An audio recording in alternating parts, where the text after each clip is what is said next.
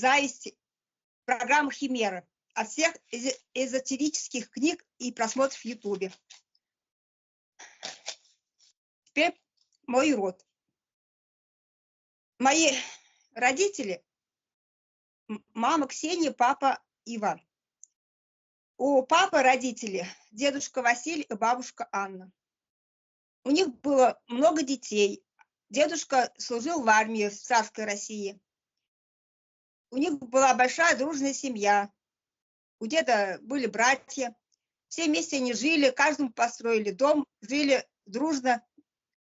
И в 30-х годах у моих бабушек и дедушек забрали все имущество с домом вместе. Деда забрали по доносу. И бабушка от горя ослепла, от горя. И они с мамой, они с папой, с моим, когда он маленький был, ходили по домам, побирались. В годы войны мои родители, мой отец был еще маленький, но его братья старшие, они все воевали. И вернулся один только из них, дядя Сергей. И он тоже умер от ран. Родители у моих дедушки с бабушкой в детстве умерли много детей. Ну, много рождались, но и много раньше умирали. У моих родителей у моей мамы Ксении, бабушку Василису зовут и дедушку Михаил. У них тоже отобрали имущество и выселили их в Сибирь. Дедушка в Первую мировую войну воевал на фронте, 10 лет сидел в плену, бабушка его ждала. И вот здесь он приехал, родились дети, и их выселили в Сибирь. У них тоже умерли много детей, еще пока до выселения. Они жили в бараках в Сибири, и бабушка обезножила от ревматизма, и умерла она рано. У моих родителей, Ксении и Ивана, умер сын Михаил в младенчестве. Когда мама забеременела, она сказала отцу, но он в ответ сказал, что-то все делают, в смысле аборт, а ты ничего не хочешь, все хочешь рожать. И этот ребенок у нас умер. Мама во сне видела, что, она поняла, что этот ребенок долго жить не будет. И после этого родились еще мы с братом, и отец уже ничего не говорил. Так. Отдаю карму Ленину, Сталину и большевикам за репрессии, за то, что они устроили голодомор по всей стране, и за то, что высылали, и за репрессии, которые делали по всей стране. Отдаю им карму за это и возвращаю всю энергию моего рода с этих событий. Я чту память об этих событиях.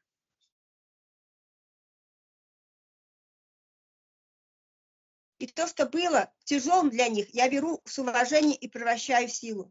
Я благодарю моих родителей и предков за жизнь, данную мне.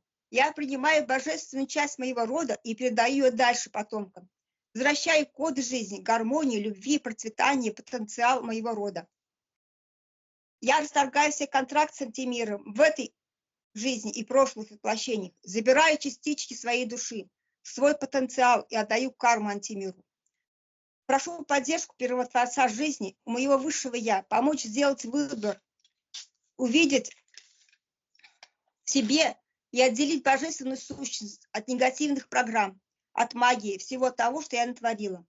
Я проявляю волю и отказываюсь от чужеродной матрицы, смерти, демонических конструкций, выйти из всех эгрегоров, из эгрегора поглощения родов человеческих и уничтожить этот эгрегор, если это возможно для меня. Я хочу перестать кормить своей божественной энергией демонические структуры. Прошу первотворца жизни пролить свет Творца на мой божественный род.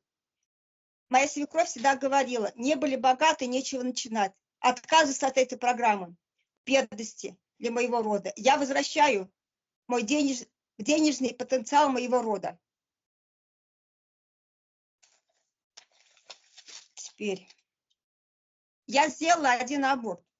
По первому сеансу это была душа моего внука Тимура. Это вот негативная программа, которую я передала дочери. У Кати был выкидыш. Я дала ей таблетки от паразитов. Не знала, что она была беременна. И, ну, как Виктория говорит, что мы подсознательно знаем все, с чем это было связано. У меня у дочери 29 лет была операция по внематочной беременности.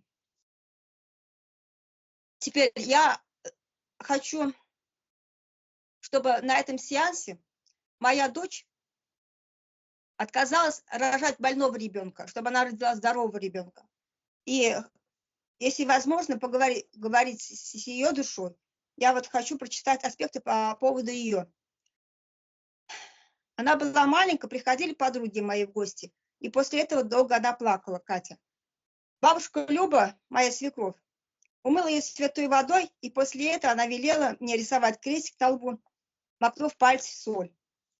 Это первый аспект. Второй. Пугали в семье детей бабайками, а Катю шкуркой кролика.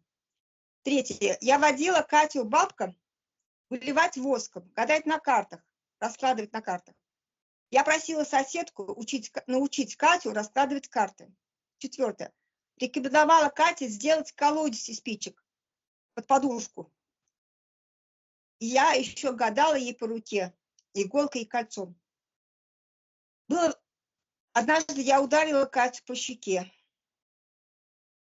Шестое. По научению сестры Тани я велела Кате надеть чулки мертвой мамы, моей мамы. Насчет таблеток я сказала. Так, я шила рубашку, читая «Отче наш» для Никиты, а затем ее носила еще и Катя. Цыганка. Однажды они гуляли с подругами, и цыганка нагадала ей трудную жизнь. Еще мне интересно, почему у всех моих детей отрицательный резус крови. У них группа крови разная, но у всех отрицательный резус. У меня резус положительный. У мужа, как я знаю, тоже. Почему-то у детей все отрицательные. Как это влияет на них? Я отказываюсь от всех тех действий, которые я делала по отношению к детям. Так, что еще хотела?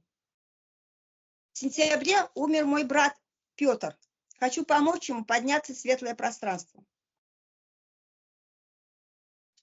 Передаю информацию моим родителям, дедушкам и бабушкам, брату Мише, всему моему роду, жившему до меня, информацию об моем освобождении, а также детям Кате, Саше, Никите, сестрам, братьям и мужу Сергею.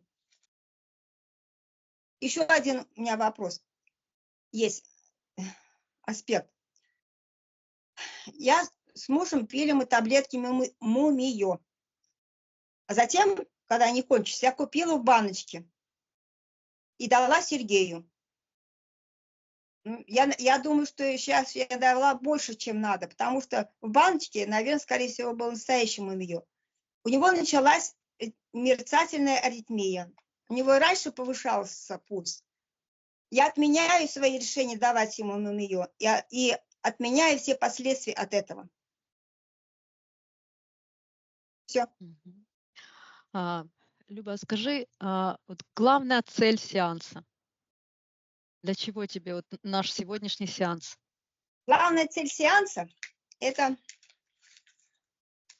Сейчас. Не надо читать то, что ты расписала, что там радость, любовь, там отказаться от этих контрактов. Я не про это. Я вот что ты хочешь? Восстановить порядок любви по роду. Исцелить род. Что для тебя исцелить род? Это что? Я исцелить род, чтобы мои дети, во-первых, чтобы предки, любовь от них шла через меня к моим детям. Чтобы у них все в жизни было прекрасно. Жили радостью любви. И чтобы на душе у меня была радость. Потому что я себя виню по последнему сеансу, что я виновата в том, что родился внук Тимур, такой больной. Это я виновата. Я до сих пор вот полгода уже постоянно себя виню в этом.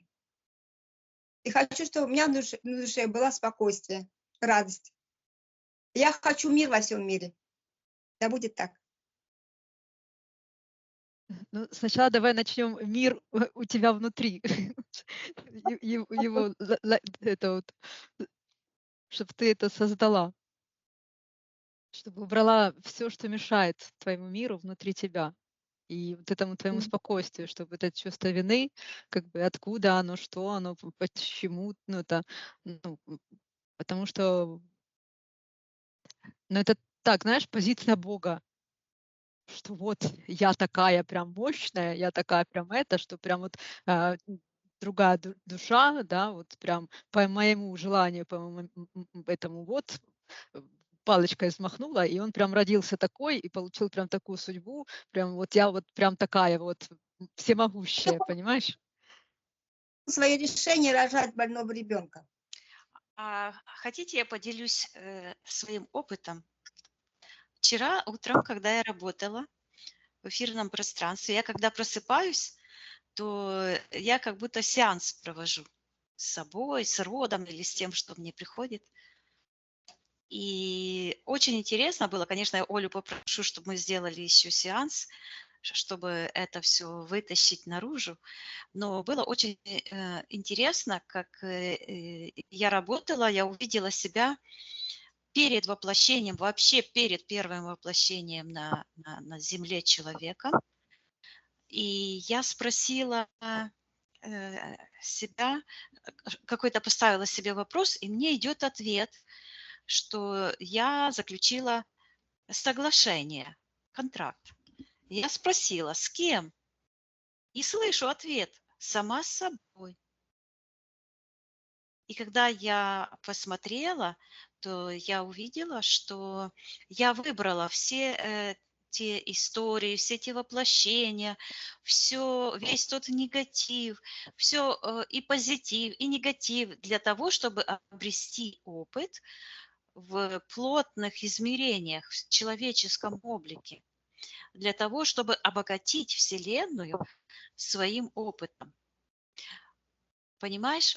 И это понимание как раз дает, убирает все следы чувства вины. На самом деле это манипуляция. Да? То есть это манипуляция тех негативных программ, которые хотят как бы уменьшить наше значение, значение нашей миссии.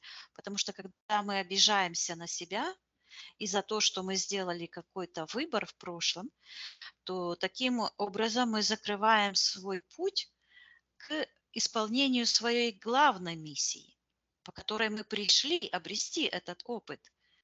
И вместо чувства вины нужно развивать в себе чувство благодарности за тот опыт, который мы обретаем. Потому что не важно, что ты в прошлом принимала какие решения, важно, какие решения ты принимаешь сейчас, сегодня. Вот это имеет значение. И не забывай, что кроме твоих решений есть решение твоей дочери и души твоего сына, то есть внука. Они тоже пришли своими миссиями, да? То есть я предлагаю сейчас вообще уничтожить это чувство вины и поблагодарить себя за тот опыт, потому что для вечной божественной души вот эта наша жизнь, это как один раз взмахнуть бабочки крылом. Это один миг. И для души эти все страдания, которые для нас кажутся такие невыносимые, это на самом деле ничего. Душа освобождается от тела, и она уже не помнит этого всего. Но с душой навсегда остается тот опыт приобретенный на пути к совершенству.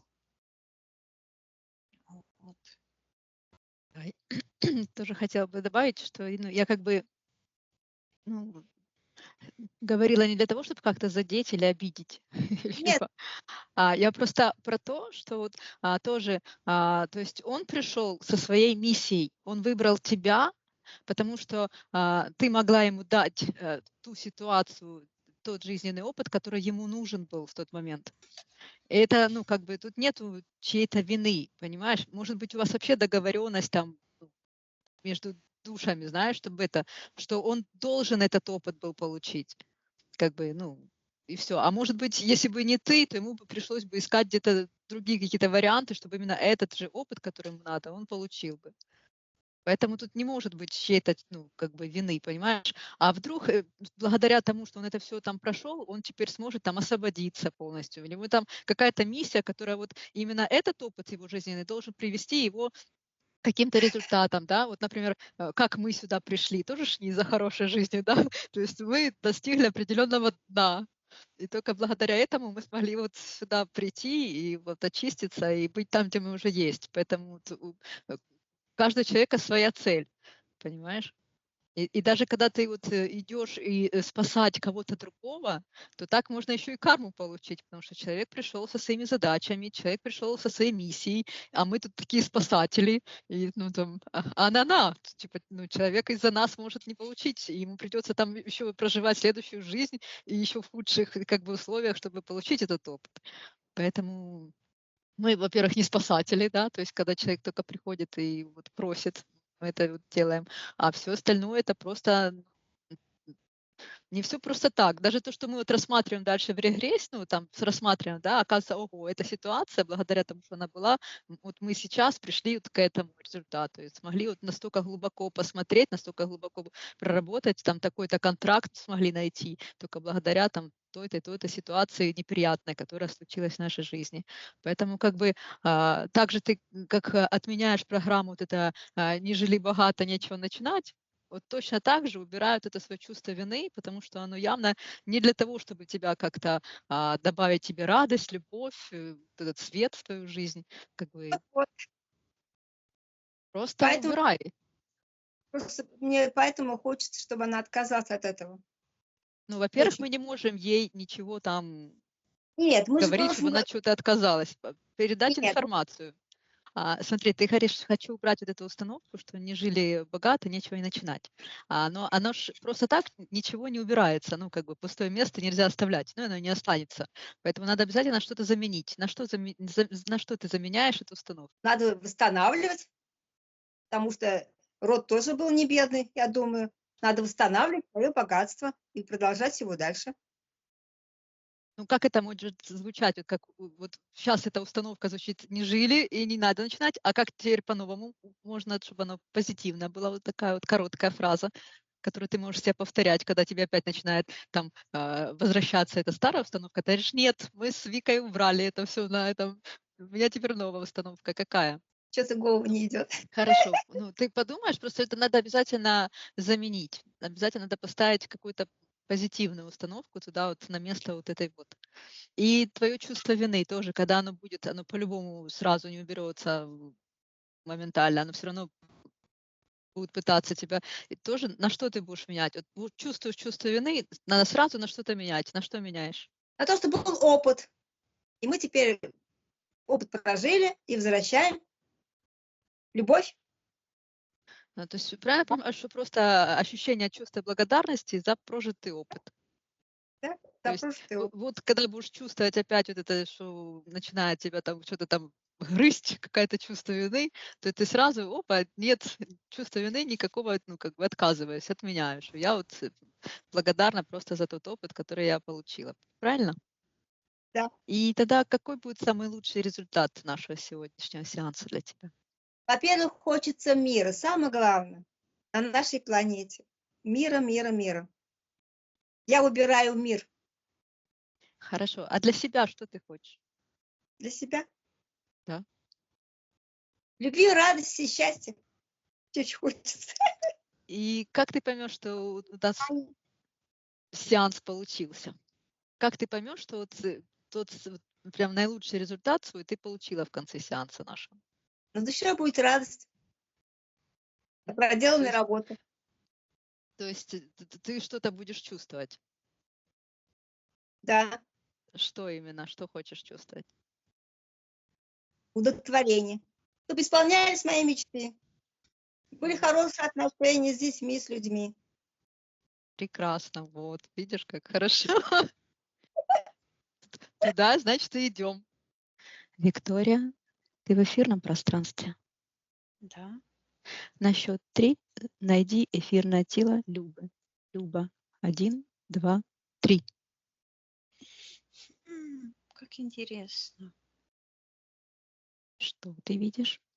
Ну, когда я погрузилась, я сразу увидела такое пространство, оно как будто бы соткано из таких паутин черных. И в этих паутинах такие, как кристаллики. А когда ты сказала найти Любу, то Люба находится выше. И вот это считывается, вот это, как будто бы она над землей зависла, но это вот такое пространство. Оно считывается семейный род, а она вверху находится. И вверху над ней вот такие какие-то шарики вот так вокруг головы. Что это за шарики? Сейчас я посмотрю. А вот это от этой паутины, как такое пространство, вот такое, вот так она как будто бы на руку накинула, как знаешь, как какой-то шарф. Оно так потянулось таким шлейфом, она так накинула на правую руку. А над головой шары. Вот здесь я слышу Катя, Мгм. но их больше. А над Катей вот так вверху, вверху. То есть эти еще какие-то, считывается непроявленная реальность. А вверху над ней находится такой шарик. Это вот так вот интересно так. Считывается сын. Так, Катин сын, да? Да, но он как-то, как будто бы над Любой, и он тоже как будто бы не проявлен, как эти. То есть она вот четко ее видно, а он не проявлен, даже имени не слышу. Так, хорошо. Пока что отсадись от этого всех Да, и всего. Мы потом к этому всему вернемся. А сейчас вернись к Любе и считай ее эфирное ДНК. Люба ли это? да, это она. Проси у нее разрешения поработать с ней и для нее. Она не просто разрешает, она умоляет нас, просит и показывает такой шлейф, который вот так протянулся с левой стороны, вот так перед ней. И говорит, что ей нужно убрать тропинку, говорит, демиурга Люцифера. Так, что это такое за тропинка? С левой стороны у нее такой, как диск, крутится вот так, как будто бы тучи такие, крутятся. Большой диск с левой стороны в секторе магии. И вот так вот закручивается, и идет такой портал внутри черный. Мгм. Так, что это за диск? Что это за энергия? Считывается капитулянство, капуцинианство, упадок, эгрегор разрушения. Так. А что это за портал? Так, портал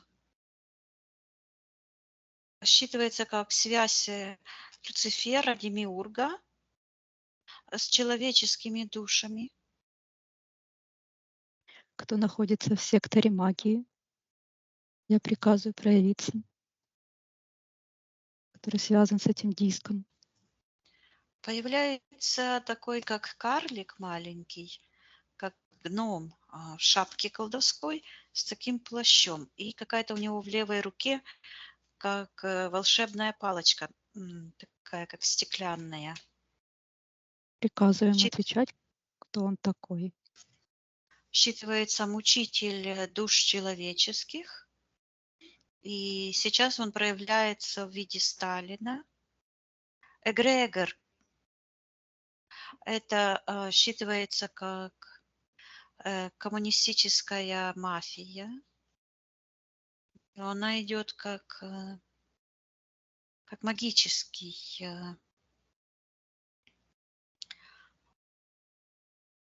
Что магическое магический? воздействие, да, магия. От этого считывается управленческий центр. В этом эгрегоре вижу вот от этого черного портала, вот где уже в человеческом считывается измерение. Там такая вот это, как будто бы из портала выползает такая красная звезда. Считывается эгрегор коммунизма. Но это как религия, как эзотерическая секта считывается. Хорошо. Когда этот диск появился в пространстве люб-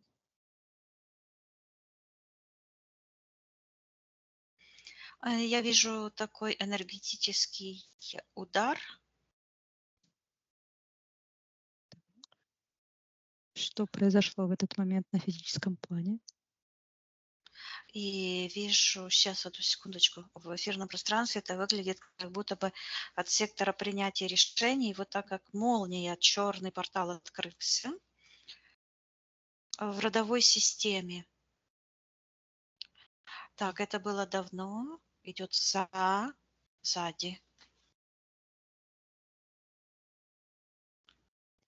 Так, что происходило на физическом плане, Я когда этот... вижу, как женщина в окно выглядывает и кричит: прятаться надо, идут. Так, И вижу, они считываются как жулики. Считывается новая формация человека. Странно, выращенные в пробирках. что это значит? Вижу, идут солдаты, у них красные звездочки на таких фуражках.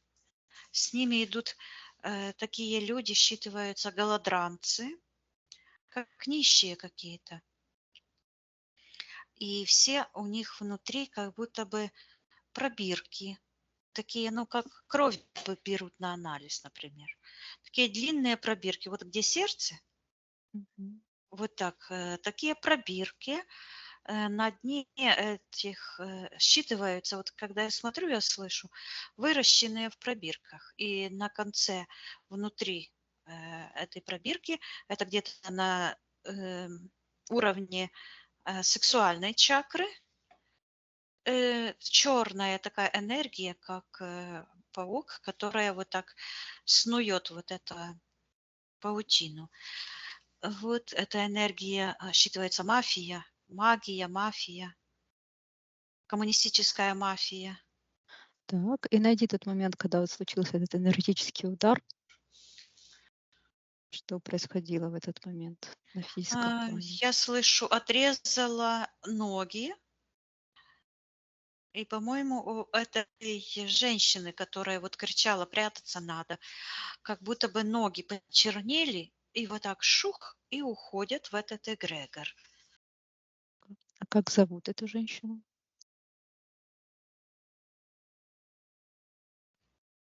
Имя не идет.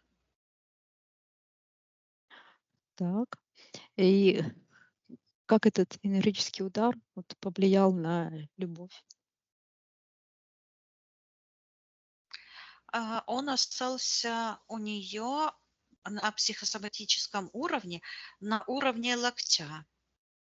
Мгм. Так, И и как я это? вижу, что это отобразилось на ее, я слышу, вот черная такая рука, как рукавица, не ее имплант. И слышу слезы, страдания, Видит ли Люба уход это? от реальности.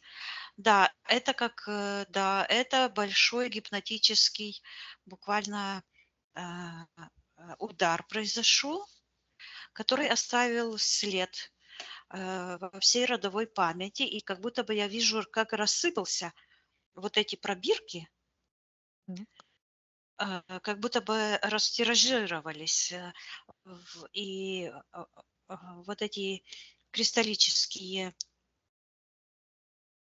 а там люди разные.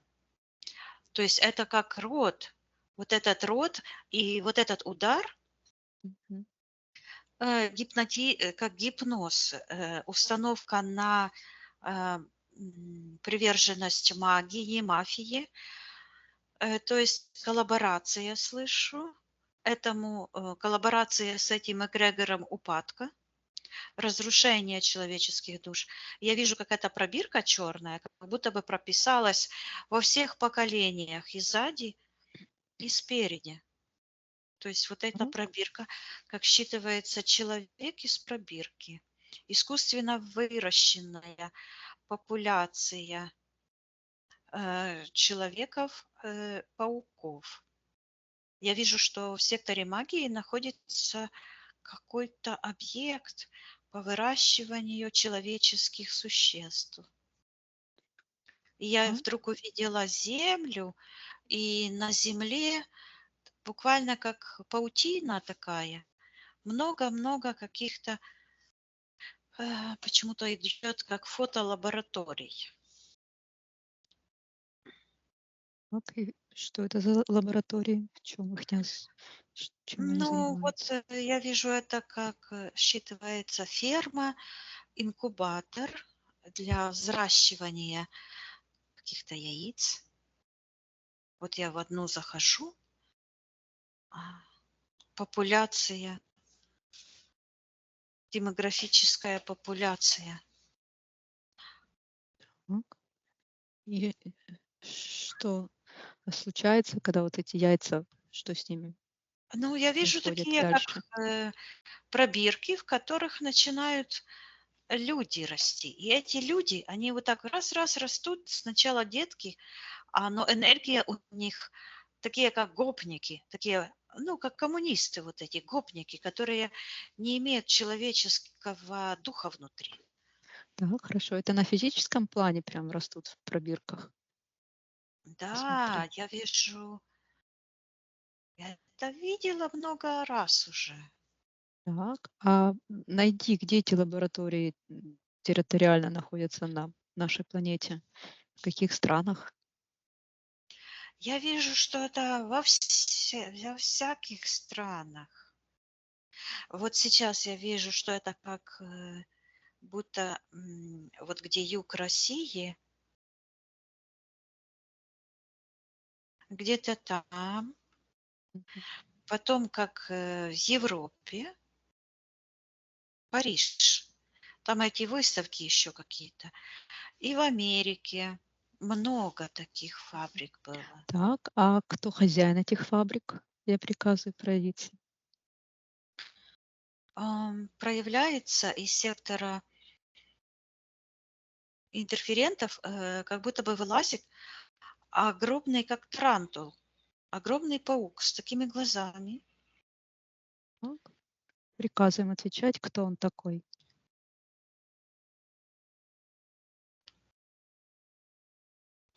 Говорит, что он взраститель душ человеческих. И у него такая пробирка, и он так болтает этой пробиркой, а в этой пробирке что-то на конце, в середине этой как жидкость такая, что-то сияющее. Так, посмотри, что это там сияет. Код души человека, утопленного в яде измен. Мгм. Приказываем отвечать, зачем ему эти лаборатории. Он говорит, у нас пусто. Мы всех убили. Не всех, а многих. Ну, в некоторых местах даже всех людей убили. Он говорит, что нам нужна новая формация человека и показывает вот такого человека с усами. Так, что это у Называет кого? его Кибо. Так, хорошо. А Люба как-то связана с этим тарантулом? Да, у нее ноги отобрала. Она говорит, бабушка, и показывает на эти ноги. И вот эти отрезанные ноги, это считывается как отрыв от реальности. И буквально я вижу, как эта бабушка как будто бы рожает такие пузырьки. Оно считывается пустота в ничто. Так, правильно я понимаю, что эта бабушка — это Любино воплощение? Хорошо. Так, а что это за бабушка? Как она связана с Любой?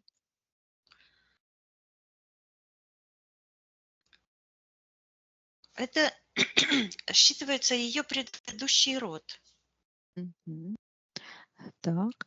И вот это отрыв от реальности, как это влияет вот на Любу и на весь ее род? Любовь к магии. У Любы такое, как будто бы рука здесь пережата, и такие пальцы, и вот рука такая большая, такой имплант, и оно повторяет вот эту паутину, которую я сразу увидела.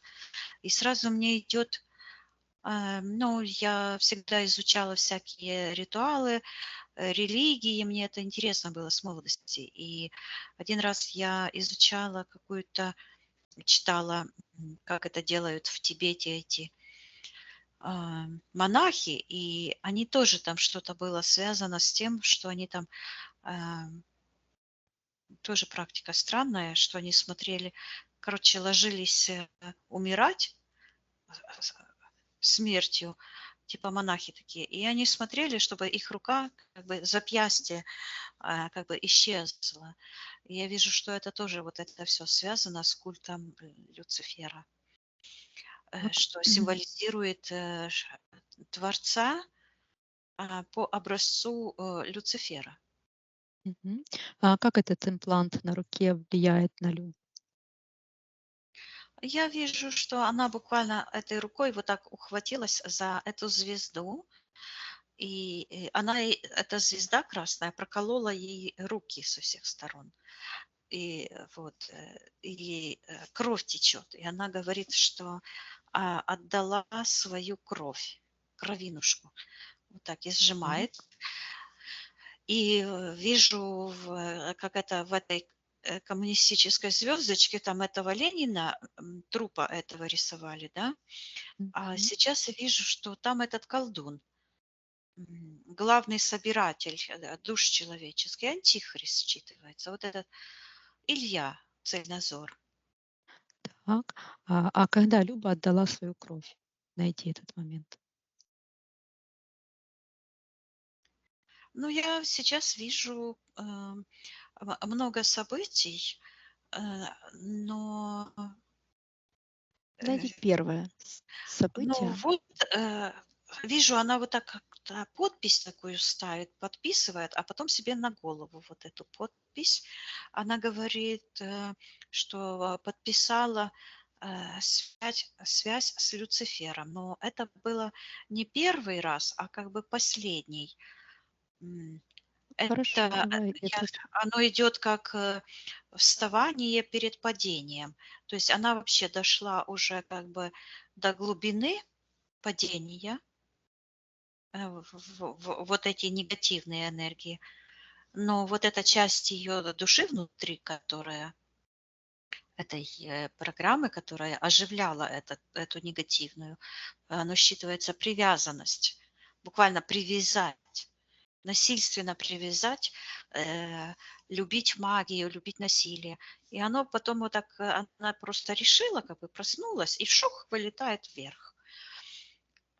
Это контракт с Люцифером Так, на в чем? продажу своего рода, я слышу. Так. И на что она согласилась по этому контракту? Что означает Я продать свой вижу, род? что она берет как будто бы от этого Ильи, оно считывается буквально от его духа Люцифера, берет такую, считывается э, печать Бога преисподней. Такая рука, как перчатка такая, будто бы вырезанная из чего-то такого белого, гипноз. И я вижу внутри замороженные лица предыдущего рода. Так. И на Э, что она согласилась по этому конфликт, контракту? конфликт с божественной душой, отдача Люциферу главного приза. И я вижу в Какого? секторе Первотворца ее высшее живое Я. Оно очень сильно отличается от этих замороженных. Это род ее заморожен. То есть это считывается как скрепы. Так. А Эти все контракты, вот род скрепи. заморожен по этому контракту именно? Нет, она, это не по, это бабушка, у которой ноги оторвала. Она как предшественница, а Люба ее внучка, я слышу. А она как заключительница, то есть она завершает этот опыт. Так, Я а слышу что? божественного возмездия. А что это за божественное воздействие? Сейчас Возмездие? я посмотрю, и опять вижу ее высшее Я, которое находится как в огненном колесе, которое как огонь вот так крутится, вот какая-то, похоже, какая-то белая штука кружится в секторе магии, только это плоская, а там такой шар, и как огонь такой. Что это за огонь? Считывается ярость возмездия, а она стоит там, как будто бы возле пюпитра, и такая книга огромная, сияющая. Так, и что это за книга?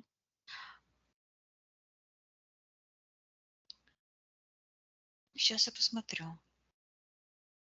Считывается как жизненный этап, и она берет как будто бы пинцет, и этим пинцетом как будто бы такого паучка с этой книги вытаскивает пинцетом.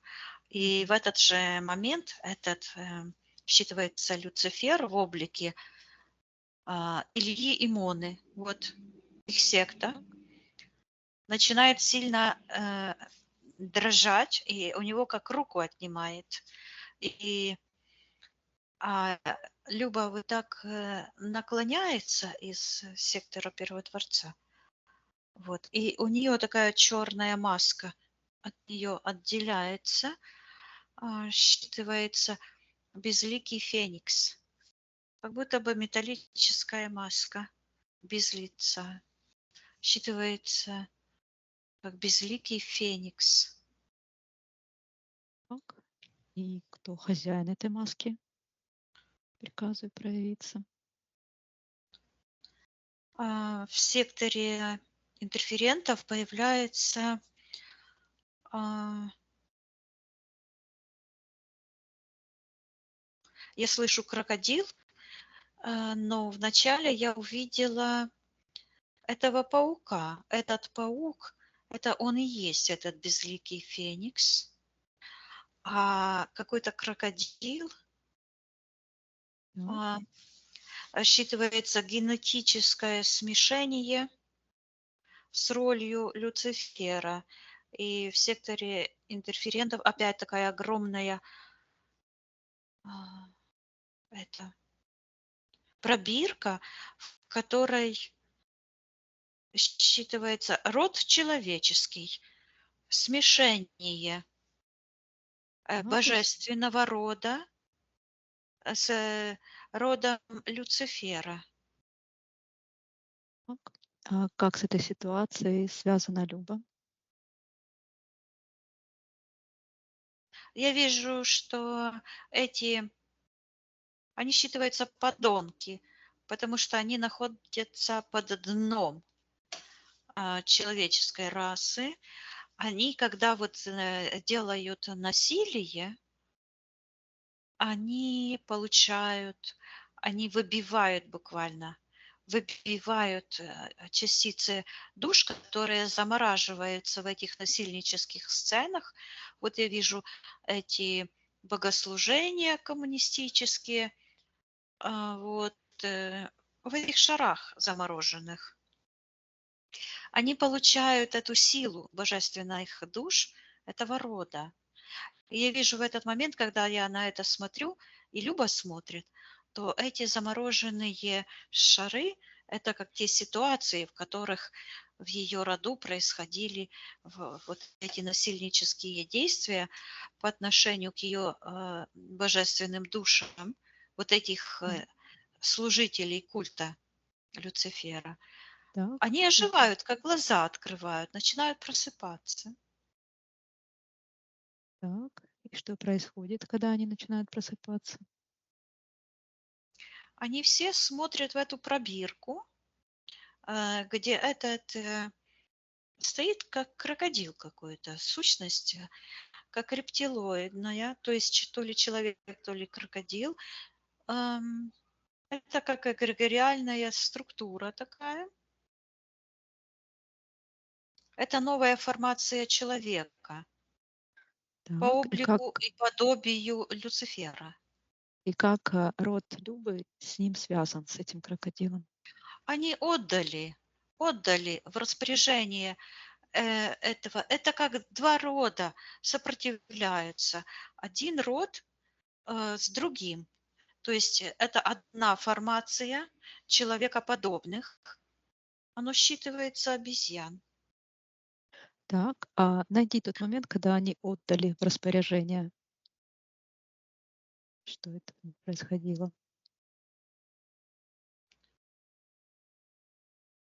Ну, я сейчас вижу такую метафору, как будто бы люди сидят на такой длинной лавочке и один за другим отстегивают свои ноги. И считывается, ходят люциферианской тропой. И Люба показывает вот эту тропинку, которую она вначале говорила, что нужно убрать. То есть я вижу, что в роду, когда она принимает одна для себя решение, то таким образом она передает эту информацию по этим вот нейронным путям ко всем своим родственникам, которые жили прежде и которые живут сейчас и в будущем. И Катя говорит, что нужно ее сына разбудить. Так, хорошо. Давай сначала с этой тропинкой, чтобы Люба ее убрала полностью со своего рода, передала эту информацию своим предкам. Она буквально как будто бы свистнула. Такой пошел. Сейчас шмык, я слышу шмык. Что это такое? Сейчас я посмотрю. 3. Я вижу, что вот эти пробирки– это такой символ, как эти тропинки, как порталы, в те ситуации, где я слышу, вот в одно я зашла, было отобрано добро. Я вижу, как сидят чекисты и делают опись. Вот золотой кулон, они так поднимают, смотрят, он золотой цепочка с таким увесистым кулоном, потом какие-то еще вещи, как бриллианты, потом монетки они так считают, потом как будто бы землю вот так, и все переписывают. И переправляют это добро в такую огромную пробирку, где там паук сидит, и я слышу, плетет слезы. Так, видит ли это сейчас все Люба? Она говорит, конечно, вижу. Ты меня еще спрашиваешь? Передай ей, что она может Это ее род, ее пространство, и она может приказать этим всем крокодилам и всем этим искусственным людям вернуть все ее богатство, ее рода, очистить свой род от всех этих негативных воздействий, если она хочет. Она опять как будто бы свист такой пошел. Так свистнула и берет такую опись имущества из сектора Да. магии у этих коммунистов. Они цепляются, они хотят отдавать. Я ей передаю, что она может просто их струсить, и она вытаскивает эту опись, говорит, опись имущества, награбленного добра моего рода. А эта бабушка одевает эти ноги обратно и называет Любу Доцей. И говорит, Доця, ты пришла. Говорит, я так и знала. И берет, я вижу, этот, слышу, союз добра с добром. А Люба приносит в ее род к этой бабушке вот такой шар, вот от сердца вот такой шар, вот это все добро приносит. И это черное окно, через которое бабушка выглядывала, а это окно символизирует взаимодействие с люциферианской сектой коммунистов. Вот. И я передаю Любе, чтобы она почистила. Оля, ты тут? Куда-то все пропало. Так, Ты тут? да, так, появился звук. Я Да. Любе передаю, чтобы она вот забрала, а этих всех, которые там цепляются, чтобы она, и вдруг вижу вот это высшее я, где она вот пинцетом брала. Он считывается как дамский угодник почему-то. Почему он так считается? Вот этот Сталин, который как Сталин и как этот колдун одновременно. Я слышу, что он осеменитель рода человеческого, что он осеменил, я слышу, расу богов семенем зла, семенем Люцифера. Я вижу, как это происходит. Во время этих атак, я так и слышу, атака, происходило вот это буквально выбивание. То есть люди не хотели, но они должны были как бы войти в конфликт, то есть произошла эта завязка. Именно для этого они и лгут. Я слышу, куролесят. И своей ложью и насилием они запускают вот этот термодинамический круг, который кружится и захватывает эти человеческие души в свое взаимодействие. И таким образом распространяется, я слышу, падаль, вот эта энергия смерти и разрушения в пространство живых душ. Так, видит ли это все Люба? Она видит, и я вижу, как у нее вот это она просто берет и вот так развязывает с руки. И вот эта перчатка образная считывается мухоловка. То есть вот эти воздействия повлияли так, что она, ну мы ее рассматриваем, а это касается каждого, кто занимался магией, вызывал духов, то есть это все аналогично у всех происходит. И она снимает эту как рукавицу. Она считывается как мухоловка, то есть вот эти все действия, связанные с магичением, да, с насилием, это все как мухоловка срабатывает для уловки отлова душ человеческих, потому что человек завязывает контракты в этот момент с темными силами. Давайте А эту Люба говорит, что информацию. ей больше не нужно. Она говорит, что это ей уже отслужило. И она вот этим пинцетом из сектора высшего я, с этой книги своей, считывается эта книга сейчас как родовая память, берет и у этого червячка удаляет, отдает этому крокодилу, который там стоит с этой маской, Так, а ее энергия лучистая считывается. У него как бы из кармана возвращается, и так раз стало, а она так. смотрит, я смотрю, что она делает. Она достает из своего тоже как будто бы кармана с правой ноги какой-то как ключ и в это запихнула, и там крик такой произошел. Так, что это? Что это за ключ? Сейчас я посмотрю. Он сияет, а внутри черное гнездо. Считывается яд и считывается яд и жало такое.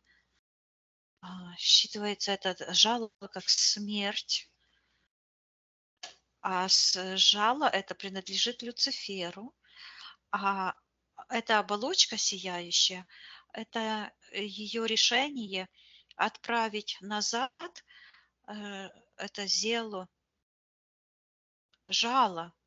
Ну, звучит как-то по-старому. Это жало она отправляет Люциферу, и это жало его ударило буквально вот так, как в пах. Так, что он вот так наклонился, а там это ж пробирка у него. И выбивает, говорит, души своего рода. И у него прямо из, я слышу, секреции, то есть как из яичков вылетают, я слышу, члены родословной. А посмотри, есть ли у рода Любы контракт с этим Люцифером? Я слышу торжественный голос, который отвечает: контракты закончились сегодня. Так, а что это за голос? Посмотри.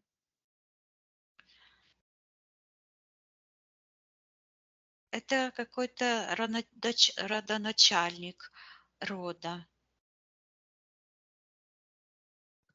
Прекрасно. Это божественная, это душа Любы. Она родоначальник рода. Сейчас я посмотрю. Мгм. Она говорит, что она уделила время своему роду. Так, что это означает? Что она уделила время своему роду?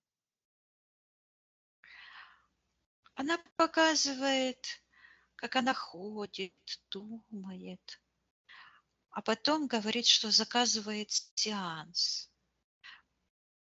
Она говорит, отдает материальное ради возвращения духовного. Так. То есть полностью очищает, освобождает свой род, оживляет его, забирает все то, что отдавали в распоряжение темным антимиру. Все возвращает, все, что принадлежит ее роду, возвращается. Вот эта пелена, которая она как вот покрывало было, как Мгм. полотенце, вот так она взяла, она это снимает, рука ее сияет. Я ей передаю, чтобы она эту вот шнурок развязывала. И вот эта пелена, которая была вот таким, как такое пространство, как паутина, там начинают вот так пух, пух, пух. Вот эти капсулы времени, они разрушаются, как взрываются. И оттуда такие глазики выходят. Что это Это такое? считывается осознание своего рода, божественного рода. А Так, эта паутина вот так бессильно вот так падает, складывается вот так и падает. И она вдруг раз и посмотрела прямо на этого, считывается, Люцифера в человеческом обличии, на этого Илью. И говорит: это ты закрутил колесо безобразия? И берет такую пробирку из своего рода, который за ее спиной стоит, эту пробирку с этим пауком-крокодилом ему отдает, и он пьет. И эта пробирка разбивается, когда он ее пьет, и он пьет черную энергию, а это разбилось, и оттуда выходит, считывается родовая память. И она вот так как-то выстраивается, как энергетический экран. И говорит, слышу, что эшелоны идут. Так, что за Сейчас эшелоны? я посмотрю.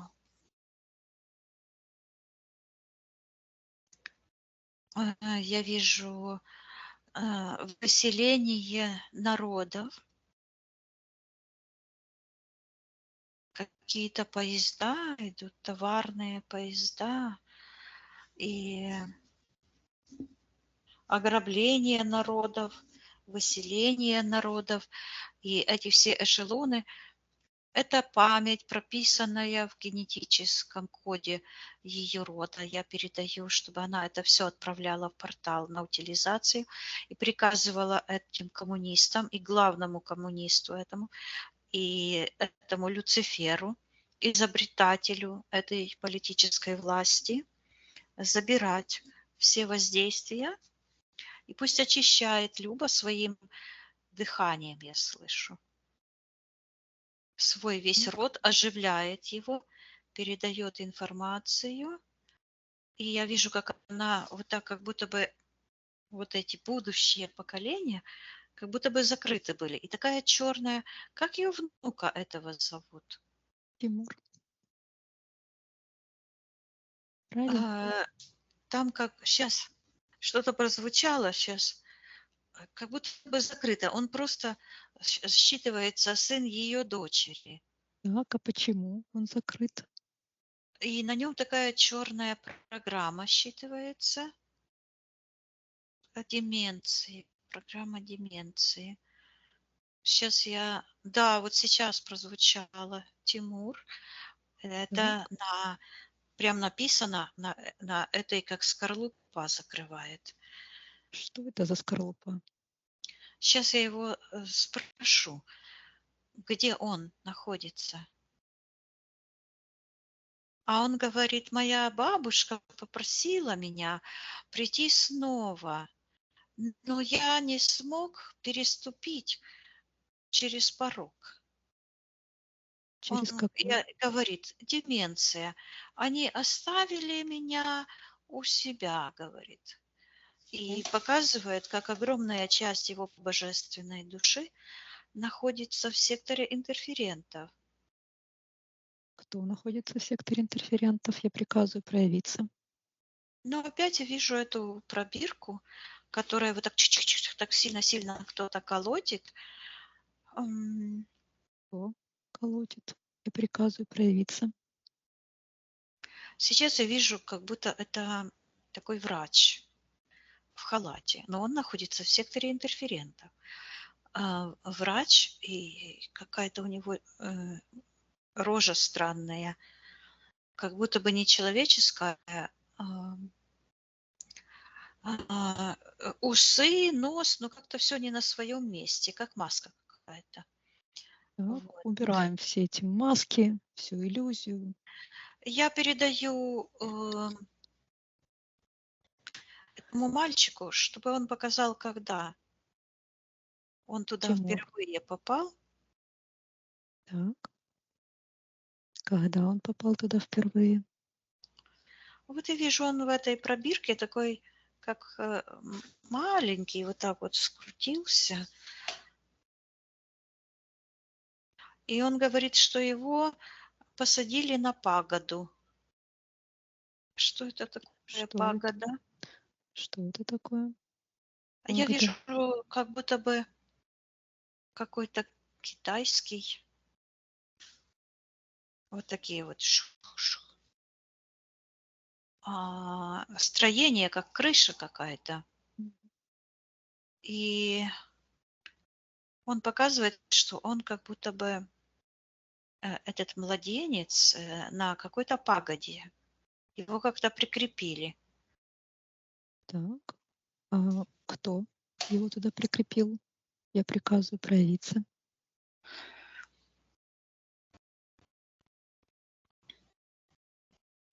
И я вижу, что сейчас я считаю.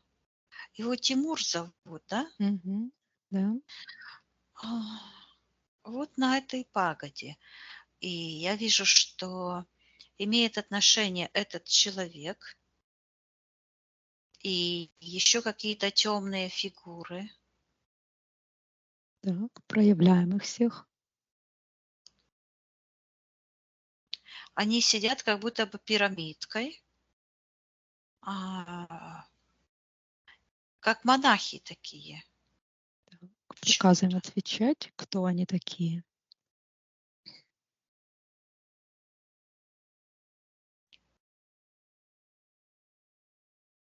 Считывается, что они принадлежат его матери.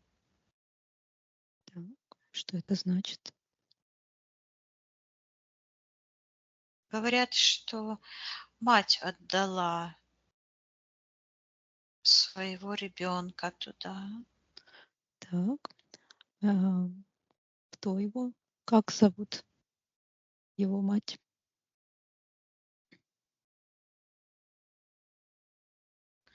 Он говорит, что его мать изнасиловала его. Говорит, убила. Мгм. Имя его матери. Он показал на Любу и говорит, это ее дочь. Мгм. А что значит, она его убила? Он говорит, что он умер в ее утробе. Мгм. И вот это вот, что посадили на пагоду, это когда что Он, происходило на физическом плане? она кричит.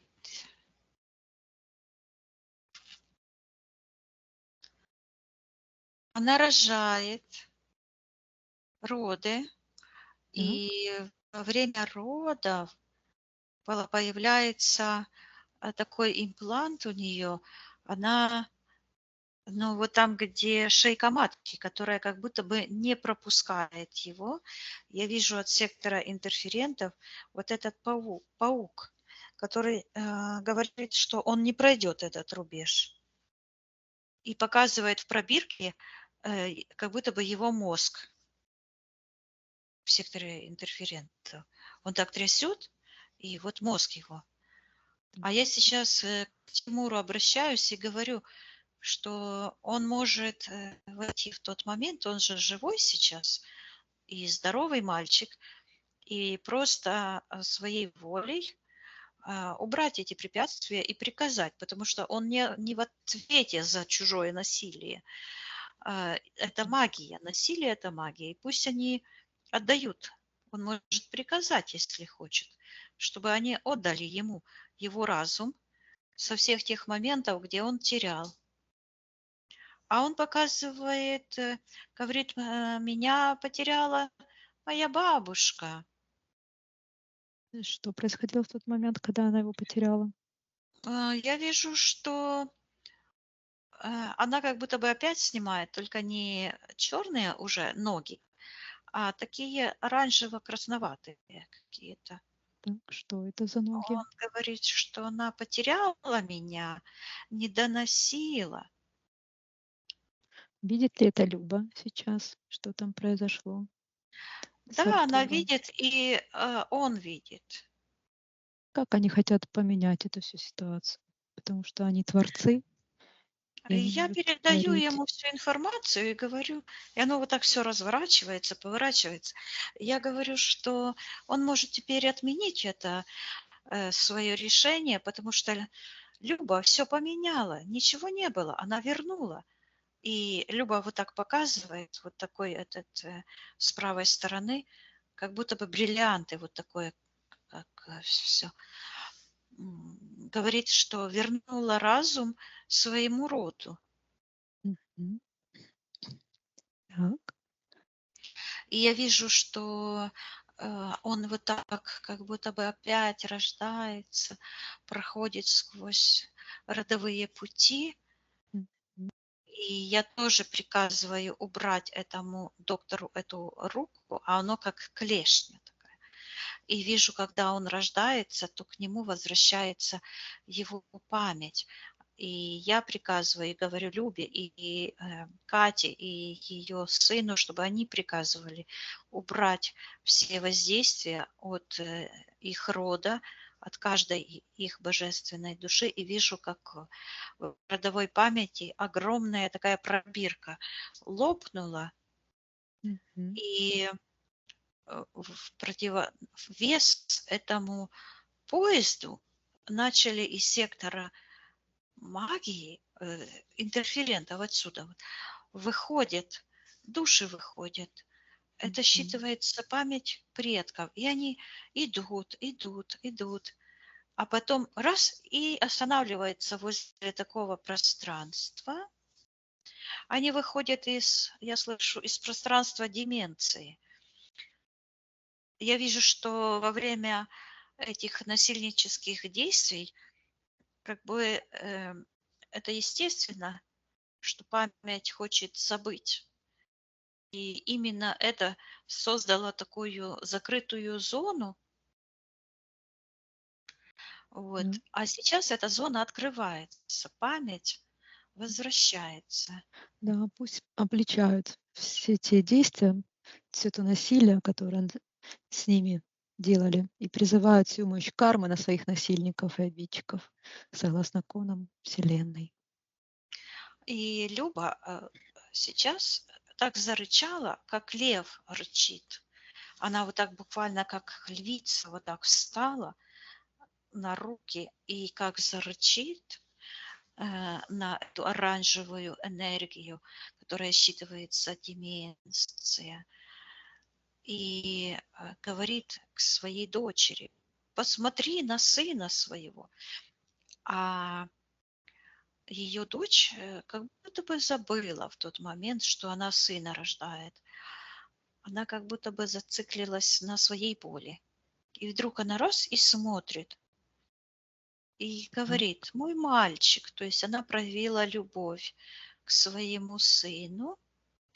И я вижу, как вот это, помнишь, я говорила, как такой портал темный тянется туда, к этой паутине. И оно вырывается, потеряло сцепку, связку и уходит. Я передаю Любе, чтобы она разбудила весь ее род, передала информацию по ее родовым путям, по памяти всем душам, которые застряли в каких-то этих элементах памяти. Это ее божественная память, ее рода. Пусть все возвращаются, все вспоминают, возвращают порядки любви, гармонии в ее роду во всех поколениях, в предыдущих параллельных ветках, прямых ветках, корнях и во всех будущих родах. Пусть передает эту информацию. И я вижу, как эта маска безликого феникса уходит и разбивается в секторе интерферентов. Это пробирка у этого доктора. И Так. я слышу навязанная память. Пусть Люба все очищает. Да, одну секундочку. Там идет подключка от этой пробирки. Там серое какое-то вещество, я слышу. И от этого серого такая серая подключка идет в сектор магии. А в секторе магии я вижу, я слышу, колдует колдун. И эта шапка у него упала, и голова лысая. Так, И он как приказывает. будто бы над кем-то, вот так, как будто бы кто-то лежит. Я слышу род Любы. Так, приказывает отвечать этому колдуну, кто он такой. Он говорит: Илья Цельнозор. И руки такие у него корявые, черные, так затряслись. Что он делает в пространстве Любы. Он говорит, что он усиливает силу духа Люцифера, передает генетическую память. То есть я вижу, что это навязывание своей генетической, это передача духа. Это буквально считывается как осеменение родов. Найди разрешение, по которому он это делает. Чье это разрешение? Контракт расторгнут, и это эфирная Люба, которая там лежала, как будто бы она не то что замерзла, а превратилась в такое желе. Считывается неспособность к восстановлению. И она вдруг просыпается, и вся эта жижа, вот так как бы это желе исчезает, Так, и что с этим Ильей? и она забирает как свое платье, вытаскивает, а в этом платье как будто бы шар такой, в этом шлейфе. Опять этот шлейф, только уже ее, не демонический, а ее.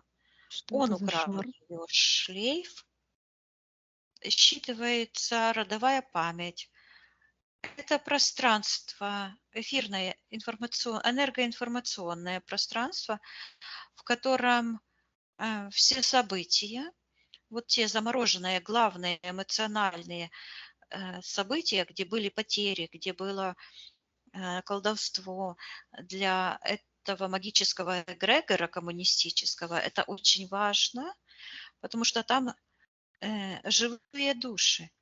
А Люба вот так села и как будто бы вот так вытаскивает эту ткань и вот так разлущивает, там как орешки такие, оно даже такой звук, Что и это? оттуда выбегают дети, выбегают деточки такие. Сейчас я спрошу у них. И они так радостно галдят. Я сейчас спрошу, кто они. Они говорят, что они живое ДНК, энергии света, что это циклы души. И они ищут своих хозяев, разбегаются по этому древу.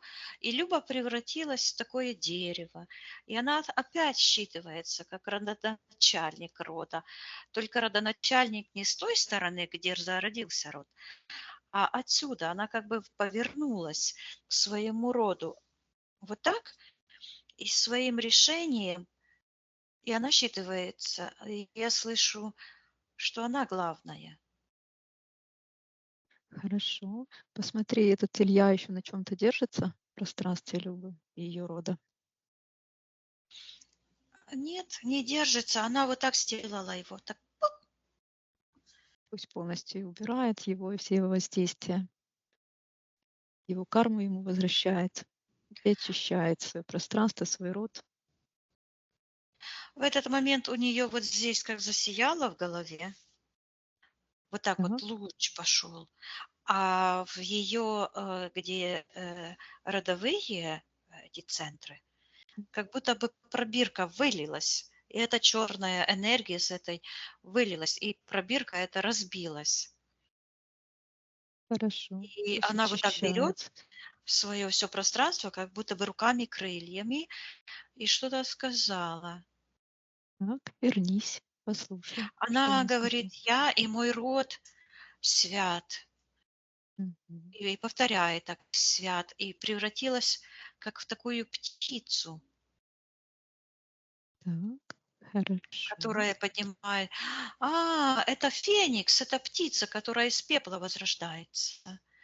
И она вся сияющая, а этот черный феникс, который умирает, это противоположность. Так. уходит. Я ей передаю, чтобы она содрала маску, почему-то так говорю, содрала маску с ее внука, убрала все препятствия на ее роду, оживила своим вниманием каждое мгновение в ее родовой памяти, потому что вся родовая память – это энергия, это хранилище, база данных ее, она ей принадлежит. И она имеет право, и больше никто. Я вижу, она берет вот этих как будто бы символических деточек и такой щеточкой чих-чих-чих почистила и в сектор первотворца. Почистила и в сектор первотворца. Я ей передаю, что мы можем зайти в тот момент, когда она полностью закончит очищать ее божественный род от всех Так. подключек к сектору интерферентов, пусть восстановят коны и коды жизни, гармонии, творцов, божественные свои души. И я слышу, Так. как закричали эти черные энергии, которые сливаются. Вот. А, Так. а вот эти генетическая память, как детки маленькие, возвращаются к сектору первотворца. Так. Я тогда Берут, посчитаю, да? да? Я посчитаю от 1 до 3, и мы зайдем в тот момент, когда Люба полностью очистит весь свой род, восстановит его, и он будет абсолютно святым, чистым, светлым. 1, 2, 3. Я вижу, как у нее вот так, как волна пошла по родовой, по родовому центру, вот так вот сюда пошло, и восстановился, и стало как огромный такой шар. И сейчас он так поколыхался и уходит. Я ей передаю, что это за подключка еще. Она уходит от этой массы серой. Что это за подключка вот еще черная какая-то тянется в сектор магии. У нее Так, как будто бы с ее пространства, с ее рода, вот где вот здесь, вверху, так. с правой Кто стороны, хозяин этой подключки? Я приказываю проявиться. такая искусственная подключка, как трубка такая. Там механизмы какие-то, а в секторе магии находится кто-то сидит, как лягушка большая. Сидит жаба, я слышу. Так. Приказываю отвечать. Финансовое, я слышу, благополучие рода. Это Убежден. эгрегориальная структура, потеря финансов. Так, и когда она появилась в пространстве Любы?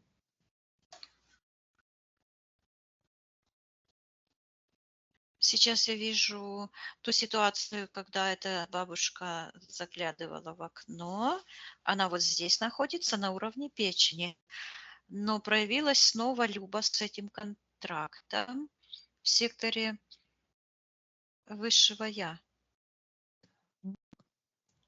И там я вижу как женский орган перед этим пупитром. Она говорит, когда она пошла на воплощение. Так. Этот контракт. Давай Да, вот проявляем. И контракт всем. связан с ее воплощением. Так. Я ее Всем спрошу, сторонам. какое это воплощение. Сейчас, Какое? одну секундочку. Ага. Мне идет 8. Это текущее воплощение ее 8, Нет, вот то. когда контракт подписала. Да, да. Хорошо. Всем сторонам этого контракта я приказываю проявиться в их пространствах и стать по старшинству. Она показывает, сейчас, одну секундочку.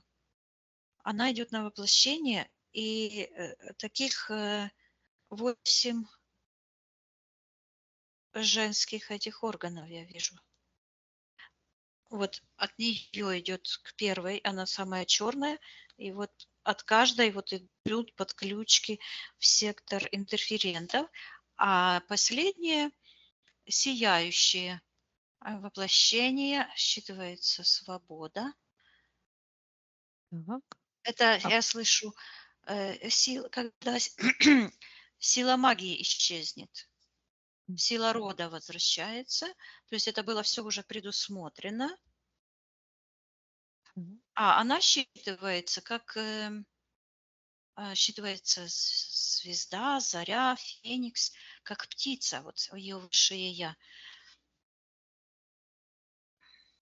так, хорошо. Спроси у нее, с какой целью она вообще пришла сюда?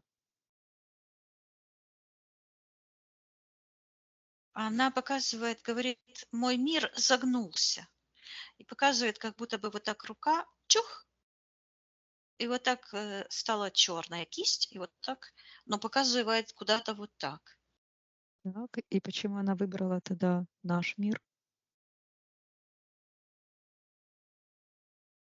Она показывает, как много-много душ просто ныряют в этот физический плотный мир. Она говорит, поглощенный тьмой.